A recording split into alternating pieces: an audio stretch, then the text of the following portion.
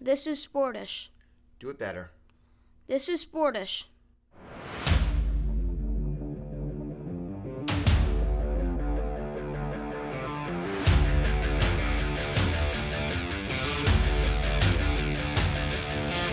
This is Sportish.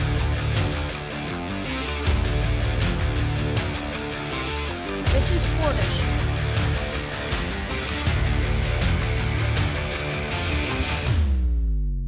This is Sportish.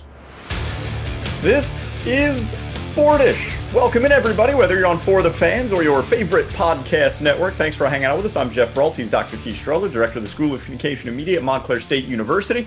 And you see at the top of our screen a Twitter handle, @SportishPod. Very important that if you're watching this right now, tell us how you found it. Because, Keith, we don't know what time this is airing. Heck, we don't know that this is airing. No, that's not true. We're just shouting, and we're assuming that at some point someone's going to see it / hear it. We are on at noon. We are on at noon on For the Fans, which can be found on Zumo, Distro. Sound like. First of all, what is your confidence level in any of the things you just said? Very high. Very high. You know, I'm an eternal optimist, so I'm very confident in what I just said. And things, I feel great today. I'm in a very good mood. We've made some production changes, so there's a tight workflow right now. So as you know, a show producer, I feel really good about what we're doing. So and there's a lot to talk about. There's a lot going on. I mean, we've got soccer, we've got cycling, we've got tennis. All the great American pastimes are happening right now. Yeah. So we're gonna talk about none of those things, and instead, what we're gonna focus on, because this is what we do here, is a bunch of names that I bet you've never heard of. I'm going to throw some names at you, Keith, that are going to come up during this program. And just give me a checkbox of how many you may have heard before. All right, Sha'Carri Richardson. That one's an easy one. I know that. I know Sha'Carri Richardson. Great, number one female distance 100-meter dash runner in the world, will not be competing at the Olympics. How about Olivia Moultrie? Olivia Moultrie, I believe she has a hit that is charting high on in the English pop scene right now, correct? How about Dan Lambert? You know the name Dan Lambert? That ring a bell? Dan Lambert. Was he not a contestant on Dancing with the Stars in season 4? Brianna McNeil? That's sort of in your world. You might know Brianna McNeil. No? Nothing? I feel like I do. Was I supposed to read a research before? So we'll get to them in a second, but here's a name I want to start with. You ever heard of Jeffrey Esper? No, that's a made-up name. So he did something over the holiday weekend that I don't understand. He ate, in the Nathan's hot dog eating competition, 50 hot dogs and buns in 10 minutes. He came in second, Keith. 26 full hot dogs and buns behind Joey Chestnut. No one's ever heard of this guy. Why did he eat 50 hot dogs on Monday? Well, I don't think there's a bigger cliff from number 1 to number 2 in any sport other than competitive eating. And I mean, certainly for Nathan's, for the championship event, obviously. What was the one on Fox? What was what was the show they had that one time? I can't believe I know this. It was the Glutton Bowl. You're thinking of the Glutton Bowl. Where they ate like a pound of butter. The worst. I mean, obviously, everyone assumes I'm going to say that Rocky Mountain Oysters was the worst, and that was bad. I'm not going to suggest, a lot of us had trouble. And for those of you that don't know, the Glutton Bowl was another one of Fox Sports' great ventures to find the next, when it looked like NASCAR might be falling off the cliff and they needed a fourth great American sport. They obviously gravitated towards one of our favorite pastimes, which is competitive eating. And so they decided to kind of own the franchise, much like ESPN did with the X Games, and put all of the contests together in one event. And there would be crowned a champion at the end. You would participate in all of these. And then you would, at the end, there would be one final champion. Many people thought that mayonnaise was kind of a bridge too far, the bowls of mayonnaise. So I suggest... Let me suggest the worst was when they pulled out the beef tongues, because they did just look like cow's tongues. Yeah. So I know that mayonnaise is disgusting to a lot of people, and I get that. It's not to me. And so one time in high school, it's 100% true, I won $10 by eating an entire tablespoon of mayonnaise. Just one tablespoon? That's all it took. And I tell you, people much. were and I mean, I got to tell you, I would have eaten far more than that if necessary. We would, for $10 in college, that would have been like, you're going to lick that toilet. I feel like I ate a whole tablespoon of mayonnaise. That's nothing. For $10. That's not that. I would. You should have done that. You should have done that on the hour. That's like a part-time job. You're going to go down to Coney Island. So, but the point is, finishing second. I mean, there is, in the Olympics, obviously, the silver doesn't give you the endorsements of the gold, but I'd say the cliff from number 1 to number 2, Joey Chestnut. Now, that may not have been true when there was a true rivalry between Joey Chestnut and Kobayashi, when that was hot and heavy, and we really had an international battle for the greatest eater of all. At this point, though, unless you can dethrone the champion, and I to be honest, I don't even know who's dominating the women's side. I assume the Black Widow is long past her prime at this point. Am I right on that? I don't know. I haven't gotten to that side of the ledger. So I mean, look, we barely know Joey Chestnut, and I just told you about number 2, Jeffrey Esper. Is there another activity in the world that gets national publicity the way the hot dog eating competition does, where you have no idea who the second best person in the world is at something? Well, that's a really good point.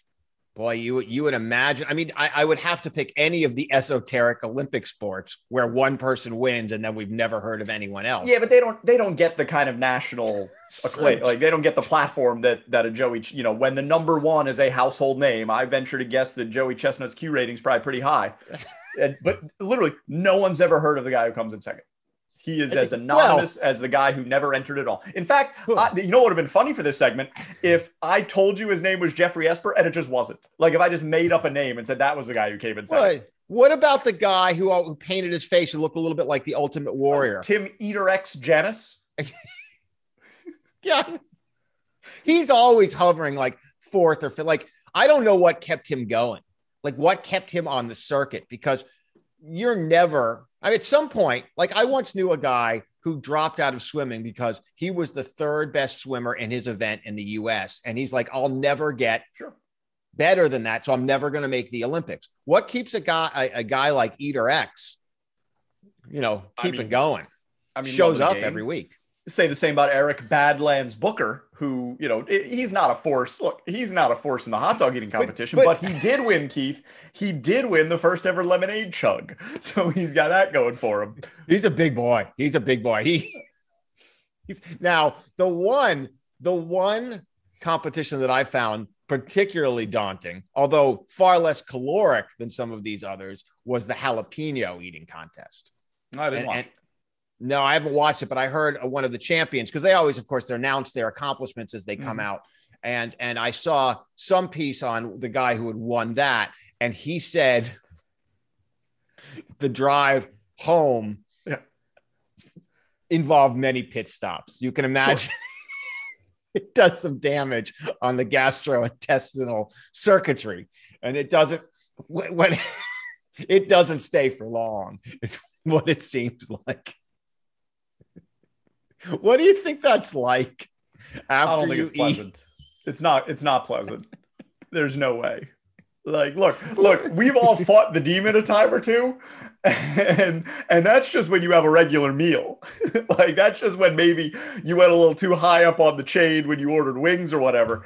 I can't even imagine what a professional firestorm is like. I had a friend who once, this is terrible and it's not appropriate, but once said he judged how good he thought a wedding was. Oh, I'm waiting for this. He judged how good a wedding was. Like the whole, like the food and everything. I understand what people judge at weddings, yes. By the number of times he would have to depart for the bathroom. So, well, that's interesting. Like, depart in what way? Because, look, I mean, everybody knows if you consume a lot of alcohol, right, you're going to have to go time and time and time again. No, I'm thinking this is a food situation. Well, that's stupid. That's a very stupid way to judge whether a wedding is good or not. But was it like golf? Did the low score win or did the high score win? No, he's like, the food's so good, I just couldn't stop eating. I think that was kind of what he was saying. It was so good, I just kept whatever. That was its premise. All right, I got to reorder the rundown real quick. I didn't have that until the 30th minute. So while I make those structural changes to our program, let's talk about Sha'Carri Richardson, who will not be competing in the Tokyo Olympics after testing positive for marijuana at the Olympic trials. This is a well-documented story. She smoked pot to cope with the loss of her biological mother, and that is a banned substance on the World Anti-Doping Agency list. So therefore, she is out of the Tokyo Olympics. A couple of points I think to make right off the top. She's not at all denying what she did. She is accepting the fact that what she did is against the rules, and she is accepting not going to Tokyo. It doesn't seem to sit well with a lot of other people who feel that her being banished from an Olympic Games where she earned a spot and was probably set to be one of the brightest stars of this Olympic Games, that something like smoking marijuana, which is not a performance enhancing drug, it just isn't. You can't make an argument that it is. Should not preclude her from being able to achieve her lifelong dream and capitalize off this platform and make an awful lot of money. But then there's a lot of other people who say, well, rules are rules. And if you run afoul of a rule, there's absolutely nothing that can be done to change that. You break a rule, you got to go. Keith, you were a track and field athlete. Where do you come down on this? Well, someone who never had this particular situation, I'm going to tell you something that's going to surprise you. Okay. I've never smoked marijuana or imbibed in that substance in my entire life. So I speak not from experience and having used the substance. And I think that surprises a lot of people, but I'm clean as a whistle and my body is a temple. That said, well, the test will determine. We've heard that before. All right. We all lived through the mid-90s in baseball. Mark McGwire said he was clean too. Sammy Sosa, Barry Bonds. Look, Rafael Palmeiro, I think he still denies it. He was wagging the finger in Congress, and then look what happened to him. Do you think people are going to be like, look, there's no way those two guys can be clean. That show is so stupid. There's got to be something. No two people are that dumb. So here's the thing. I will say this. I am disturbed by the people that are so dogmatic on either side. That's the thing that really I don't understand. The people that don't understand, this truly lives in the gray area, because I completely understand both perspectives. On the one, and by the way, I think a lot of people who say that, and this is a gross generalization, are people who've never had to manage a large organization or a situation like this, where you really do have to look at the long-term ramifications of these decisions. This is, and I think a lot of people are saying one way or another, or are supporting one side or the other based on their kind of immediate political or ideological needs. This decision has legs, right? And it's not in both directions, both people who have, served penalties in the past, and there have been many who have, and those that will have to abide by certain rules in the future. So I think that's the first thing. Secondly, I think Joe Biden did say rules are rules. Follow that up by saying, but maybe it's time to change the rules, essentially. Yep.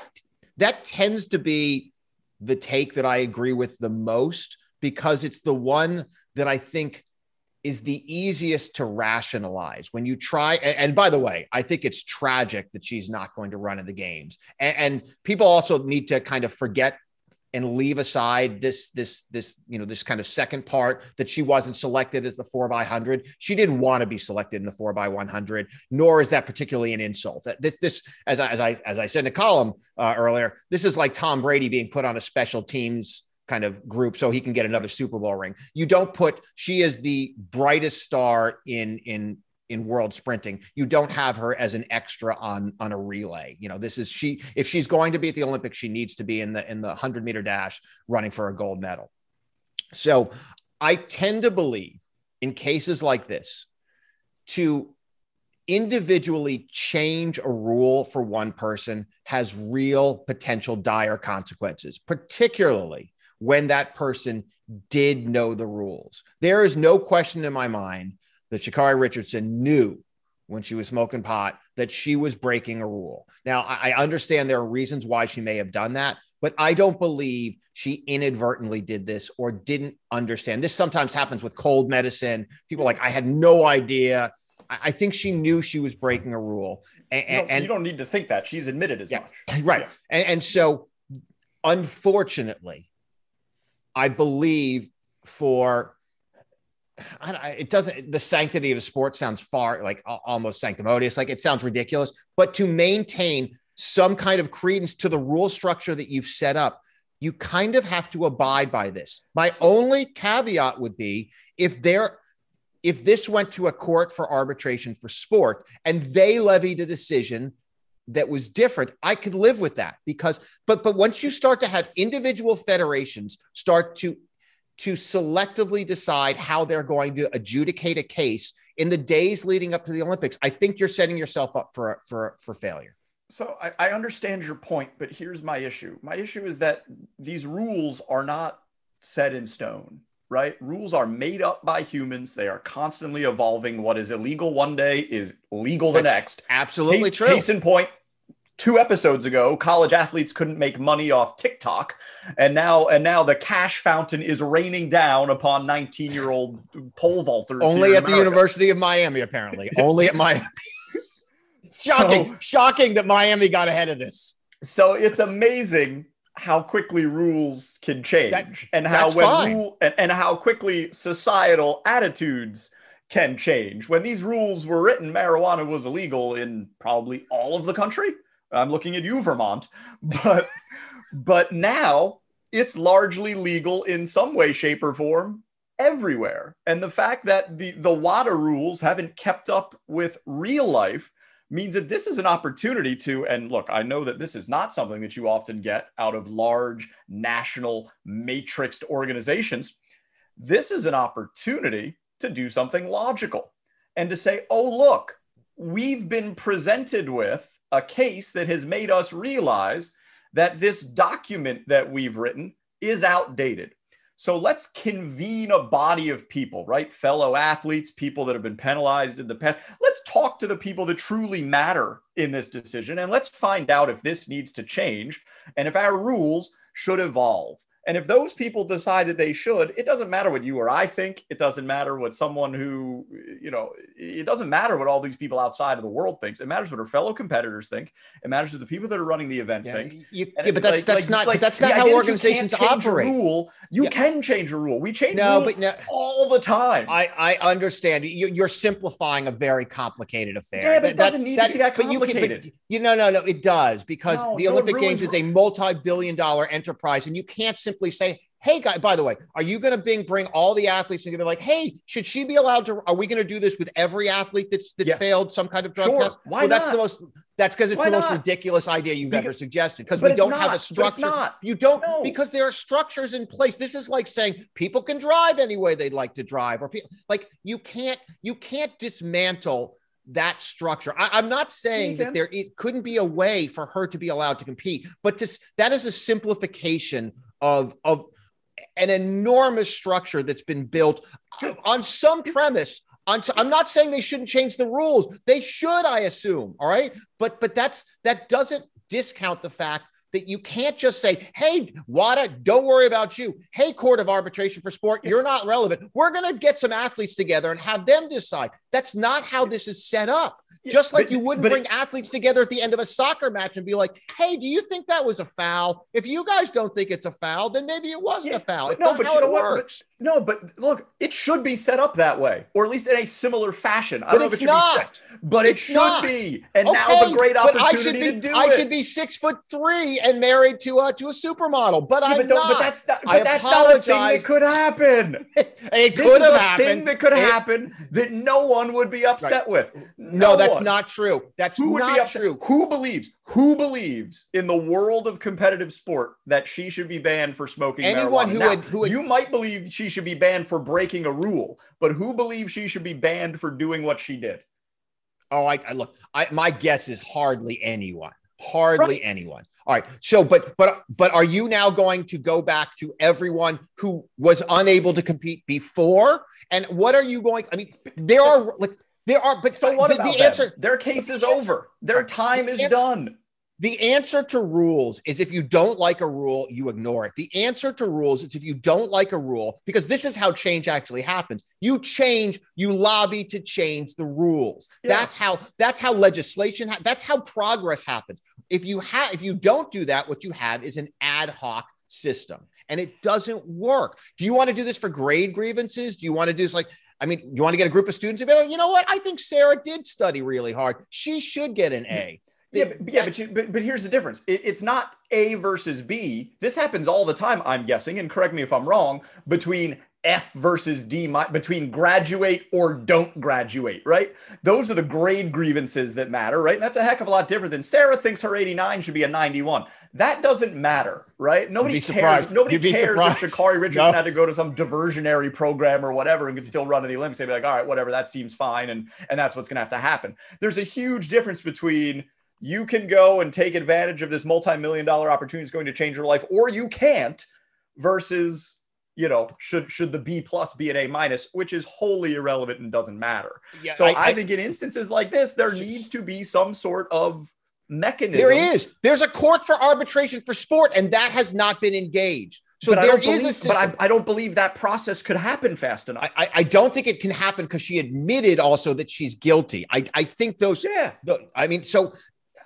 Look again. And by the way, if there was a process, and not your process, because that makes no sense to me. If the U.S. Olympic Committee decided that they were going to allow her to run, I'd be okay with it. I wouldn't agree with how that process happened because I think there is a fair law of unintended consequences. But I certainly it wouldn't bother me, right? And I certainly think not having her run is something of a tragedy. But I think that the history of sport is littered with tragedy. Start with your favorite sport, golf, which is literally the most inane sport in the history of humankind, because their rule book penalizes people almost by practice, almost by intent. And yet we live with it. We continue to live with it. And so that does not mean that we all of a sudden change the rules for every golfer who forgot to cross their tee at the end of a round while standing on one foot.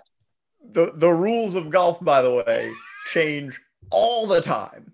Right. All the time. But they change, and then there's a new set of rules by which everyone abides. Yes, but again, there's a big difference between a competition rule, right? Are you taking a dig at my president? Are you taking a dig at my president? Who's your president? Joe Biden. Who said Joe Biden's not? He's more my president than your president. We're from the same area of the country, and we both love ice cream. He's raising your taxes. I'm paying just the same. Do you know that? About time you paid your fair share. I've got Jim Cotter went to. I'm paying for your laziness. I'm paying for you. Let me tell you what, I'm going to go out on a limb here. Two things. And one thing is, do you know that Jim Cotter went to school with the Biden kids? Okay. All right. You didn't know that. I didn't. I also don't care. I didn't care before. I don't care now. B, I bet you if we go and do some tax audits, I'm being way more legal than you are. I bet. No way. I'll buy the book. No. I'm buying the book. Because if there's one guy who believes in rules, right here. I know there's a lot we got to get through today. So, by the way, I am sad that we're not going to see her run, because just let's leave the ruling aside, which again, I think the one thing I think is, this is, if anyone thinks this is an easy decision, we're arguing just for the sake of television. I think the last point I want to make is I believe there's a huge difference between competition rules and non-competition rules. So like when you use golf as an example, right? It's a competition rule that if you hit that ball there, you have to do X, right? That's a game rule. I don't think you can just sign your willy-nilly card. change those, right? I don't think you can willy-nilly change those, but that's a great example. The signing of your card rule, I think that should change immediately. If someone signs an incorrect scorecard, that rule should immediately change. They should go, well, this is dumb. We now have cameras and can count. This shouldn't be a rule. Let's not disqualify this person for doing that stupid thing.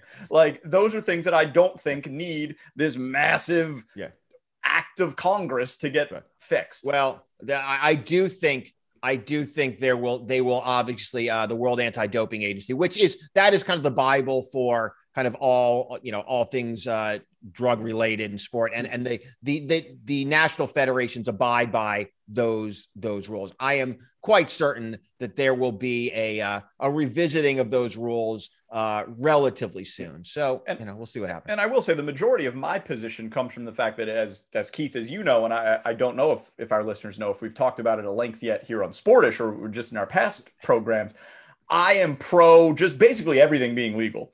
Like I have no problem with almost any substance going into an athlete, as long as it's legal, as long as it is done under the supervision and care of a doctor, and as long as it is public, as long as we have transparency. Well, I'm basically like, listen, go crazy. Like, who am I to judge, right? These arbitrary lines that we draw, go nuts. That's long been my position. Yeah, very good. Congratulations, libertarian. All right, so I'm mad too, Eddie. All right, so can I reveal our next great business idea? Obviously, the steroid Olympics was, and that's not even really our idea. SNL came up with this years ago, but we've kind of championed this.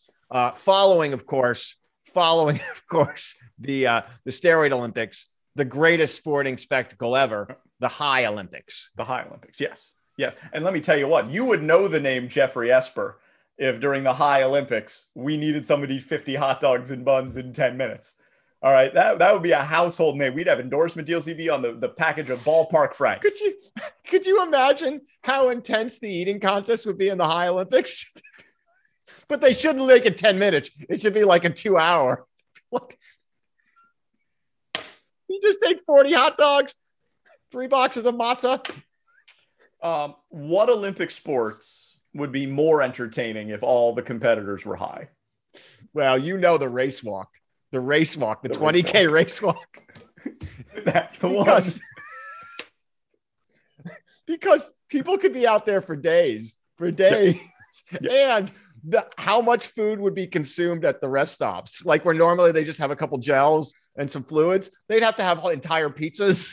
So here's what I think you would have to do. There couldn't be rest stops, right? You would have to have them do the race walk, but they couldn't get to the snacks until the finish.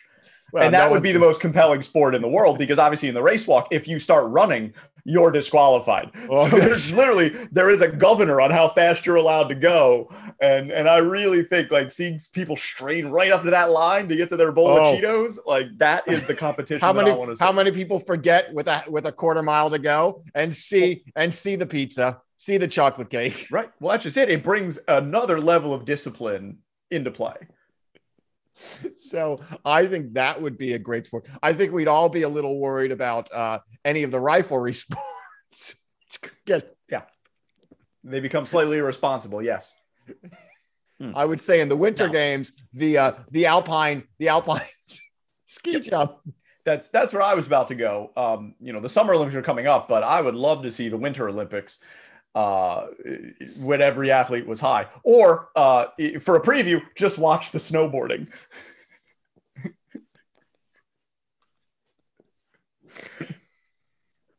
To be fair, I assume they've all failed. I mean, how are they all? That's a great point. How is Sha'Carri Richardson not going to Tokyo when we have had snowboarding in the Winter Olympics? That is a tremendous point. That's her best. I got to tell you, that's the best argument. Shaun White should be her partner in crime. It's all right. Let's move on. That's a great idea, though. Well, so while we're on the topic of potentially unfair suspensions, right? I brought up the name Brianna McNeil. Brianna McNeil is another track and field athlete. She won gold in the 2016 Olympics in the 100-meter hurdles. She received a 5-year ban from competition because she tested positive for any substance, because she missed a drug test. She skipped the drug test appealed the ban for skipping the drug test. On appeal, was forced to reveal that the reason that she missed her drug test was because she was recovering from having an abortion, accidentally misstated the date that she had the abortion on that appeal, put it 24 hours later than it actually was, therefore was ruled as having tampered with a drug test that she didn't take, has never failed a drug test, was simply ruled ineligible for 5 years because she misstated a date on appeal after missing a drug test. Like, you talk about a golfer signing an incorrect scorecard. That's essentially what this is. And now an Olympic champion not only doesn't go to Tokyo, cannot compete for 5 years, essentially ending her career. Yeah, I mean, something look, needs I to don't change know with these doping agencies. Well, so the only thing I will say is I don't know enough.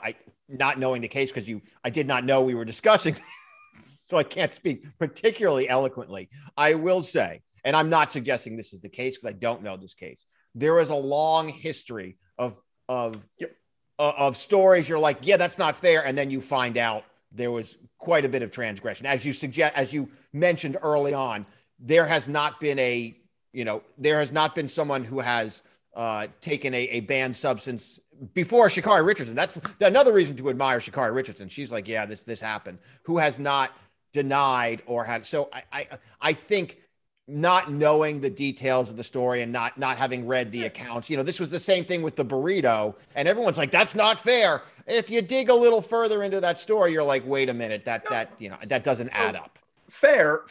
But again, there's got to be a positive test in some point here before you can start banning people, right? In my opinion, the fact that you're going to ban someone for missing a test and then making a clerical error without ever actually testing positive just seems like gross malfeasance to me. On its surface, it sounds wrong, particularly given that I don't know that the World Anti-Doping Agency has ever gotten into China for a test, and so athletes have just missed years and decades of tests. Again, it is. You don't mind the steroid Olympics. A lot of people do.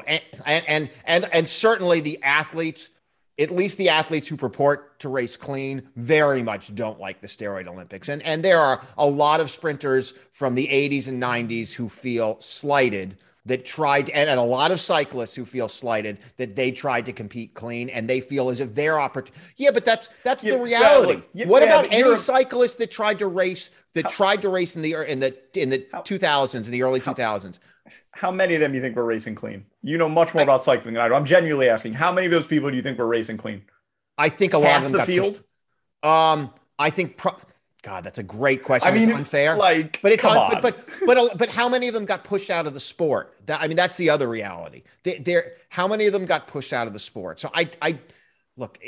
Again, this gets very complicated, and it's not something that as easy as it is to kind of conjecture one way or another. Every action has a reaction, and so when you make one thing legal, you've got another problem. When you make one thing illegal, I don't know what constitutes performance enhancing and what doesn't, because you can make the argument that Gatorade in some way, manner, or form is it's better than not drinking Gatorade. And so it's the slippery slope mythology or, metaphor applies certainly. But, if you do believe in some form of what we term clean sport, which you seem to but I just believe things need to evolve with the times, right? I think when you talk about performance enhancing drugs, people have this opinion of somebody in a bathroom stall somewhere getting a needle in the butt and turning into this like Hulk-esque character that can't be stopped. And that's just illogical.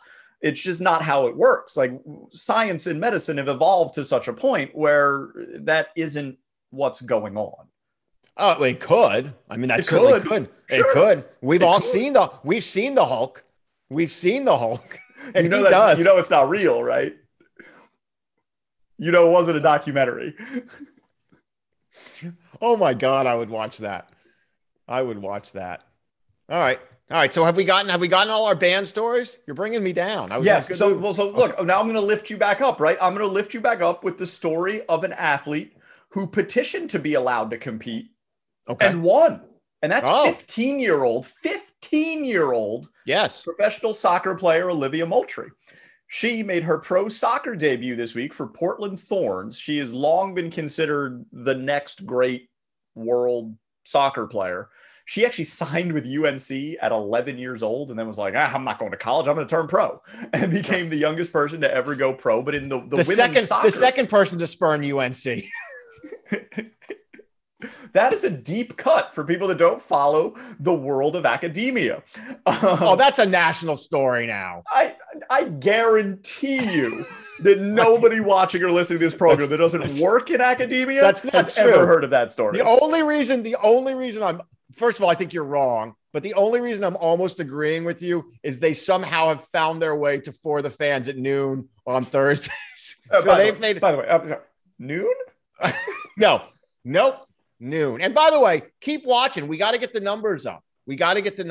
You know, I understand it's a commitment. It's a commitment to be there. You have to watch/listen in threes. For the Fans when it airs, YouTube after it airs, then you have to also listen to the podcast. We need it. Yep. And look, you don't need to sit through the whole thing. Just click on it. That's all that counts. That's all that we need. And by the way, you forgot a 5-star rating wouldn't hurt. I'll be fine. Yeah. And a nice review would be okay because it makes us feel good about ourselves. Or a comment on the YouTube. All of that's fine. Yeah. Be careful what you wish for in the comments on the YouTube. No, I'm fine. You can just let it rip. I've seen that go south fast. 15 years old, a professional soccer player. Too young to be playing in the nation's highest soccer league? I mean, this is an ongoing debate, and it tends to always take on gender lines and racial lines, and there's always questions about what's fair and what's right. Look, kids grow up fast in sport, and increasingly as I have now a 13-year-old who plays soccer, an 11-year-old who plays soccer, the line between kind of high level club and professional at some point gets pretty thin, and so.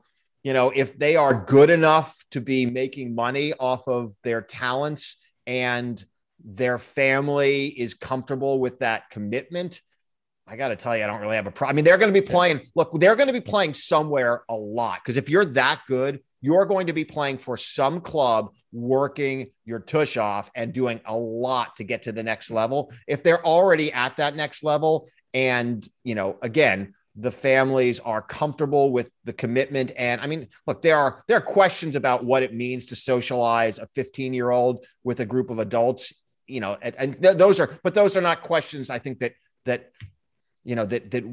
we as spectators should be asked to contribute to. I think that's a league decision. That's a family decision, but it certainly seems completely fair to me. I mean, they certainly do it in tennis. Right. And so, I do think it requires a commitment from the family. And I don't think it's right I think, again, this isn't why they shouldn't be allowed to do it. They should be allowed to do it.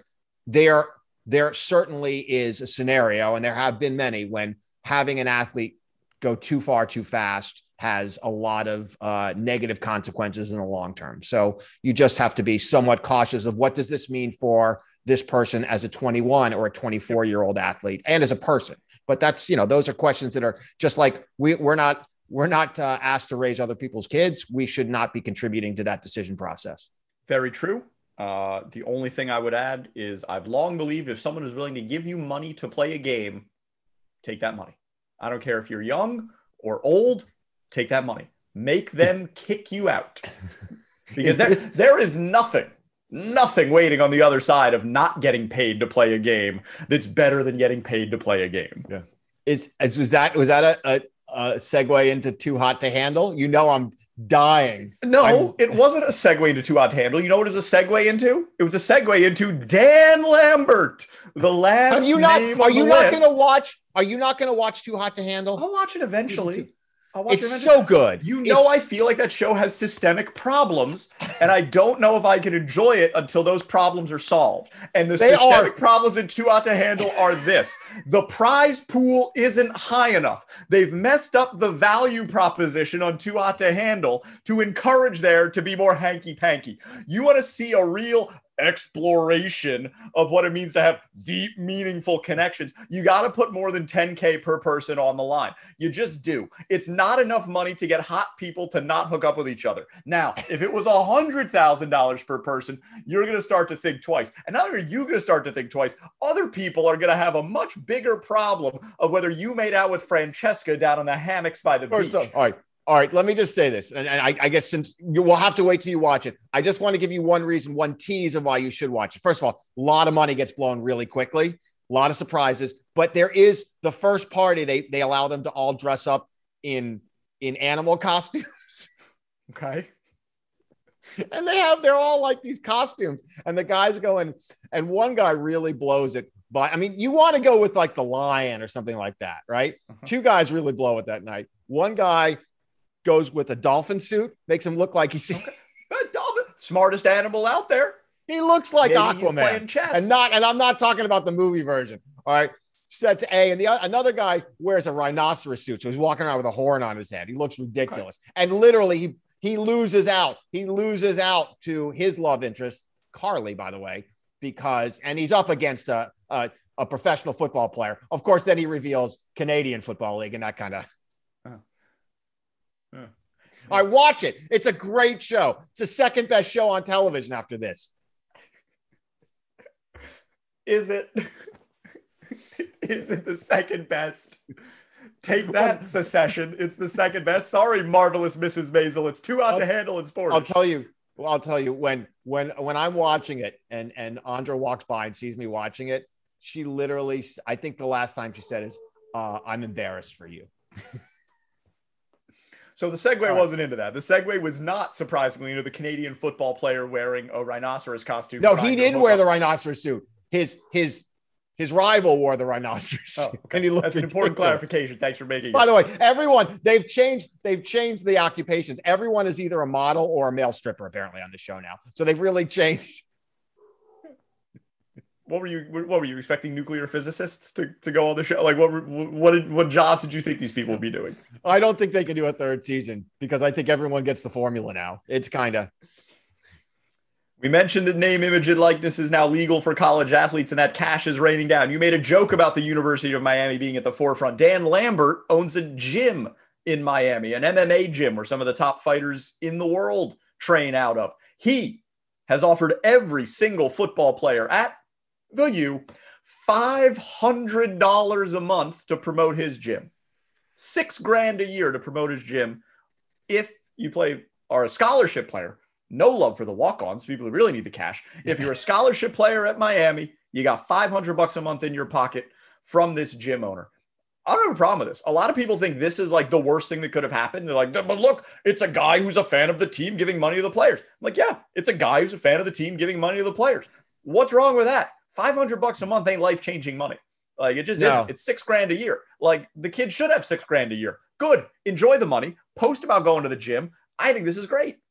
Yeah, so it's interesting. So yes, I think he did have to set up a shell organization to make this work because there are some things, their boosters aren't supposed to do it, et cetera, et cetera. So everyone's going to find a way around whatever rule there is to be able to give money. I don't have a problem with it. When I first read this, the only thing I can think is I was like, $500. When you read the headline, you're like, that's an insane amount of money. It's like $500,000. Right. It's $500,000. And then you realize that it's 500 a person. Yeah. Yeah. And I'm like, I don't know. I literally was like, there's got to be some oil baron in Texas who's like, oh, I'll triple that tomorrow. Sure. Like, yeah.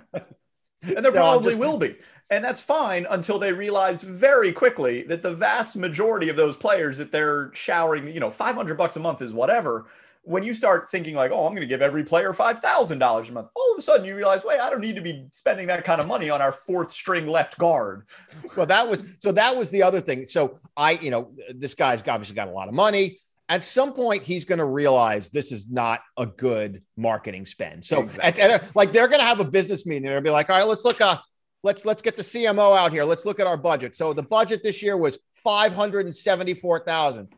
Looks like 550 went to a bunch of practice players at the University of Miami. And then what is that? 40,000 went to television ads. All right. Should we rethink that? Does that quotient look good? But look, Dan Lambert has said that he's not doing it for return on investment. He's like, I want to support the team that I like. Yeah. Okay. Fine with me. Yeah. It's not enough money that I can't imagine that any serious professional prospect is going to all of a sudden say, exactly. You know what? I'm not playing at Alabama. I'm going to Miami. Like the guys you're going to get for that $500 a month are the ones you don't want at this point. I mean, I understand now. We've also discussed before, athletes sometimes choose schools based on the number of helmets or whether they are matte or shiny. So, University Louisville figured out there's some very special reasons why people might come to play sports at their university, right? By the way, I mean, not to get lewd and lascivious, I'm going to tell you right now, if you bring in them for the presentation. Hold on. Not to get lewd and lascivious. This episode started with you telling us about the bowel movement habits of no less than 2 people in your life. And you don't want to get lewd and lascivious now in minute 45? I was talking about weddings. So I'm guessing you bring a bunch of 18-year-old football players, and on the one hand, they give you a detailed PowerPoint of like, all right, you're going to be getting $500 a month. It's going to be coming direct deposit. Obviously, there'll be taxes. It'll be about $300. It'll come right into your account. And then the other, they introduce you to the party dorm. As if you tell me, we could do this experiment. You tell me at the end of the recruiting visit, who's signing on the dotted line with whom. So I don't know that this is going to change. There's a number that will change the calculus, but for the highest level athletes, they are going to still, I believe, go to the places that are going to give them the best opportunity to make a lot of money in the pros. I think that's what I believe at this point. Now, that will come in conjunction with the ability to work with agents on shoe contracts. And as you suggested, particularly for basketball, I would expect that the shoe game will start much earlier. Well, at least 12 months earlier, we can suggest, right? But I mean, not just basketball. It's going to be every college golfer now is going to get some sort of equipment deal. But most of these deals aren't going to be for money. They're going to be for product. They're going to be, hey, we're going to give you free clubs and balls, and whatever you need. You wear our swag, and that's what it is.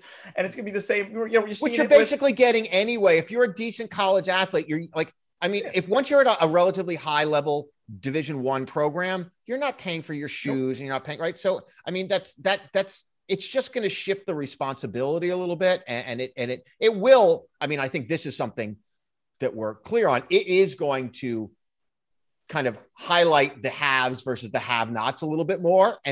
Now what I'm really looking for, because I'll tell you where there are alumni with a lot of money. The Ivy Leagues. Squash. Yeah. Okay. Yeah. Wait till I'm waiting for the Harvard, for the Harvard, Princeton, Yale graduates to be like, look, guys, I think we have a real unique opportunity here. Imagine if all of a sudden every 5-chip Blue Star athlete was like, I've decided to take my talents to Dartmouth because they're paying me $80,000 a month to be an intern at their computer science firm. Like, there's a real opportunity. They've done a nice job at Harvard with Tommy Amaker building up a better program. There are just a couple of international CEOs away from them being in the Final Four. Think about that prospect. $80,000 a month to spend 4 years in Hanover, New Hampshire. Not worth it. Go to Miami. That's all the time we got for this episode of Sportish. He's Dr. Keith Strudler. My name is Geoff Brault. Again, remember, YouTube, podcast, ftfnext.com. You got to watch and listen to all of it. We'll see you next week. Probably, unless we don't, but we probably will, but maybe not. No one knows. Bye. Thanks for listening to Sportish. See you next time.